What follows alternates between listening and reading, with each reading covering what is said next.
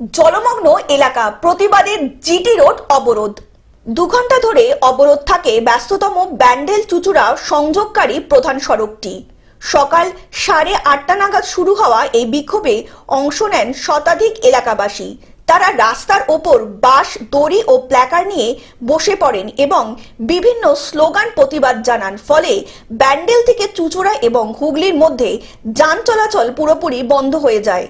কোদালিয়া 2 নম্বর গ্রাম পঞ্চায়েতের অন্তর্গত নলডাঙ্গা কলোনির অঞ্চলের বাসিন্দারা দীর্ঘদিনের জলমগ্ন সমস্যার স্থায়ী সমাধান না হওয়া পর্যন্ত এই অবরোধ করে বিক্ষোভে সামিল হন। যদি কোদালিয়া পঞ্চায়েত, ব্যান্ডেল পঞ্চায়েত দিয়ে সহযোগ চাইলে আমরা নিশ্চয় ওনাকে সাপোর্ট দেব। জল নিকাশি ব্যবস্থা তো করতেই হবে, মানুষ বাড়ি বাড়িতে জল আছে।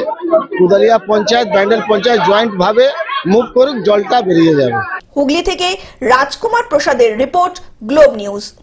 এখন থেকে গ্লোব টিভি দেখুন আপনার স্মার্টফোনেও। গুগল প্লে স্টোর অথবা অ্যাপল স্টোর থেকে ডাউনলোড করুন গ্লোব টিভি লাইভ অ্যাপ। এছাড়া জিও টিভি অ্যাপ থেকে দেখুন গ্লোব টিভি লাইভ।